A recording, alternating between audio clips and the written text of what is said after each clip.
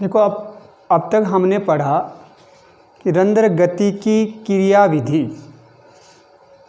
रंध्र गति क्या है? रंध्रों के खुलने व बंद होने की जो प्रक्रिया उसे रंध्र गति कहते हैं। तो रंध्र गति के संबंध में वैज्ञानिकों ने कई परिकल्पनाएं प्रस्तुत की।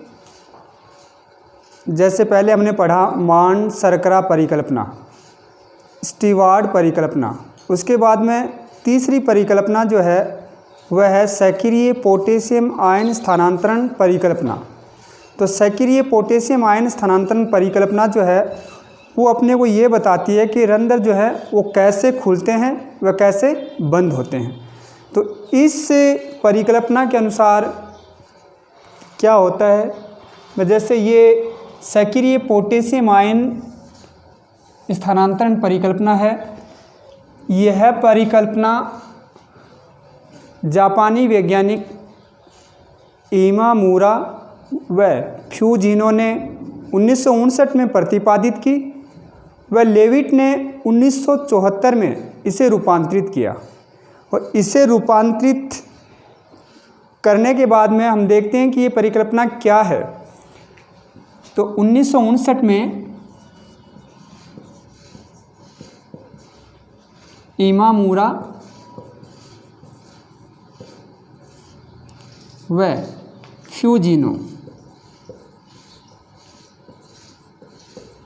फ्यूजिनो ने प्रतिपादित किया।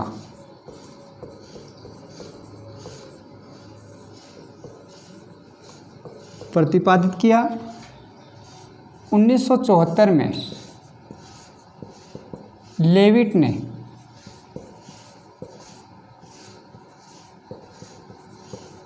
रूपांतरित किया।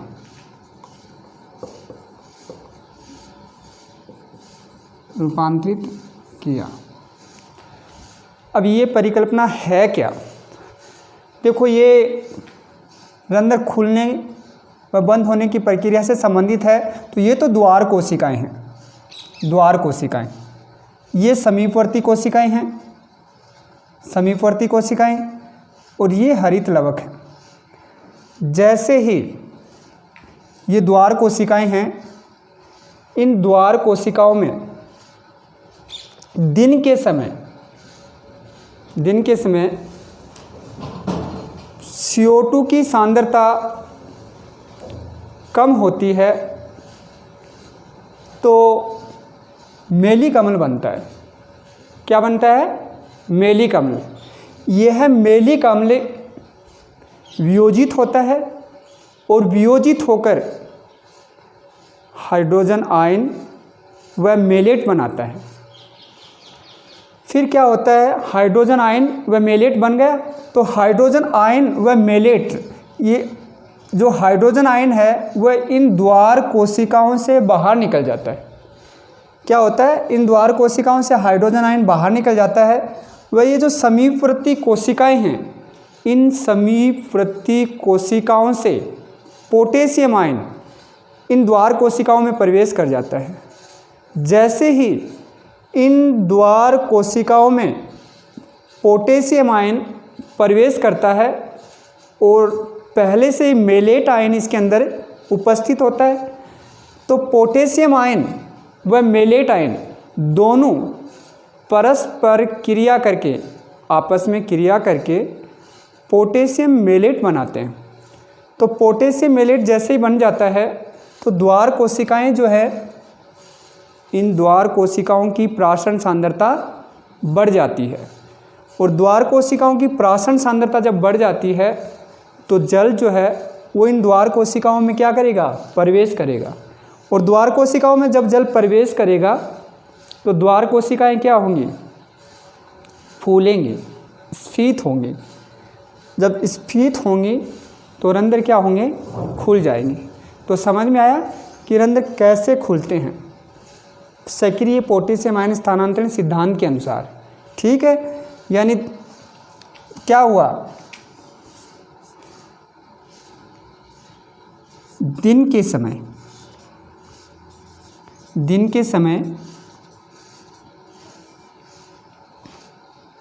CO2 की सांद्रता कम, CO2 की सांद्रता कम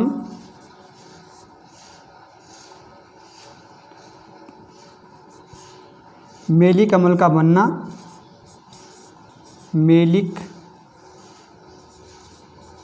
अम्ल का बनना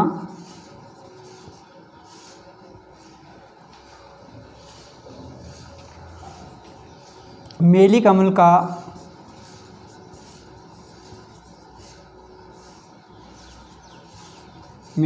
का वियोजन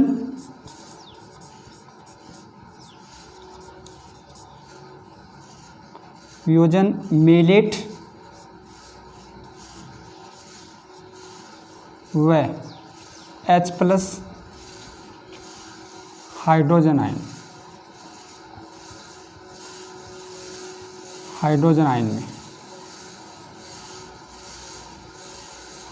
आयन में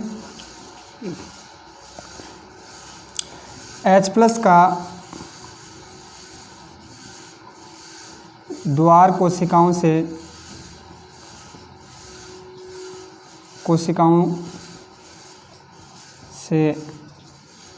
बाहर निकलना,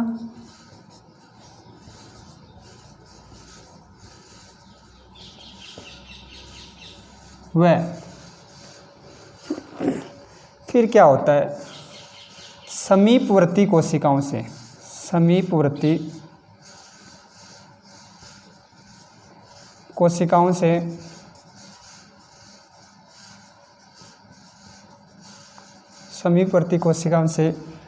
K+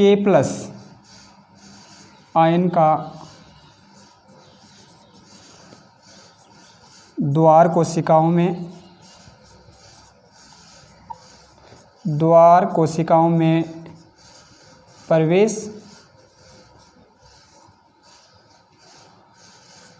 द्वार कोशिका की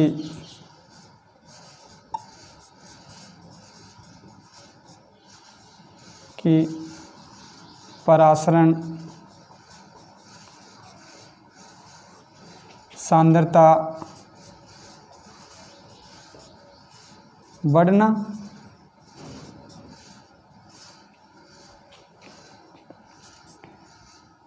जिससे द्वार कोशिका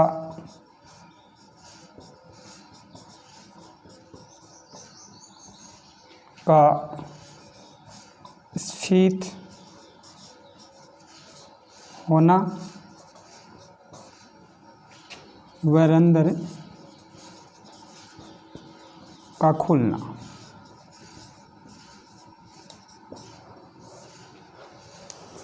ये होता है। तो समझ में आया, सक्रिय पोटेशियम आयन स्थानांतरण सिद्धांत के अनुसार रंध्र कैसे खुलते हैं।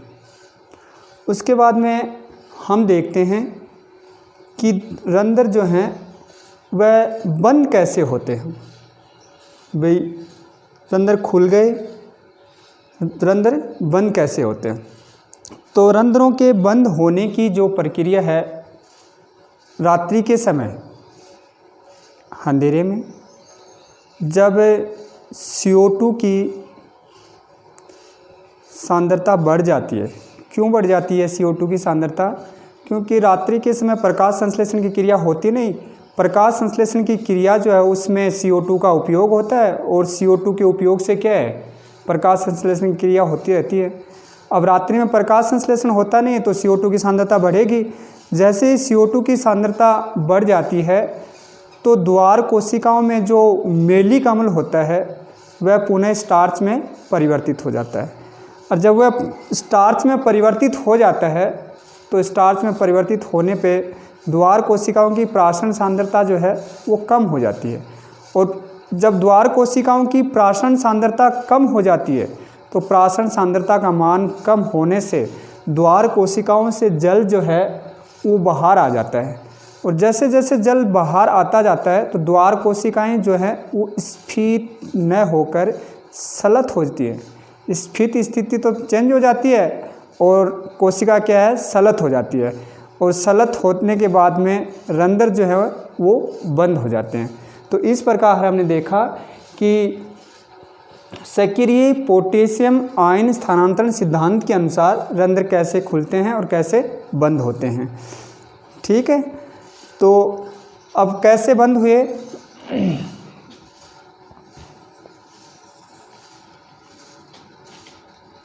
रात्रि में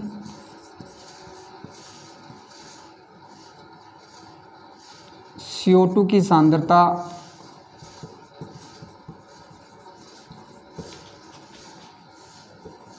की वृद्धि न होकर कमी हो जाती है। सॉरी,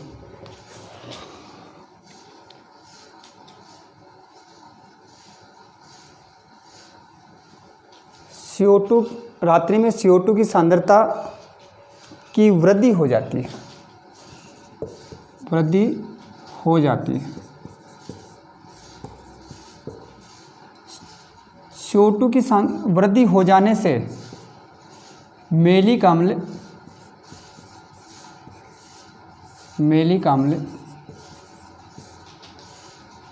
पुनः स्टार्च में परिवर्तित हो जाता है, स्टार्च में परिवर्तित हो जाता है, जिससे द्वार कोशिकाओं की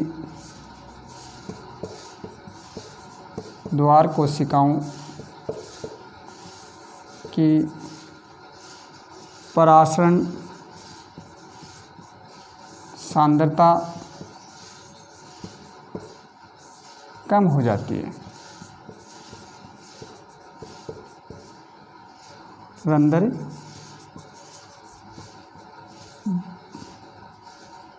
बंद हो जाते हैं।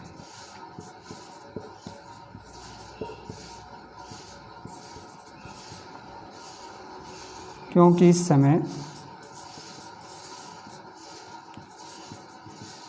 कोशिका से जल बाहर आता है, वह कोशिका सलत हो जाती है।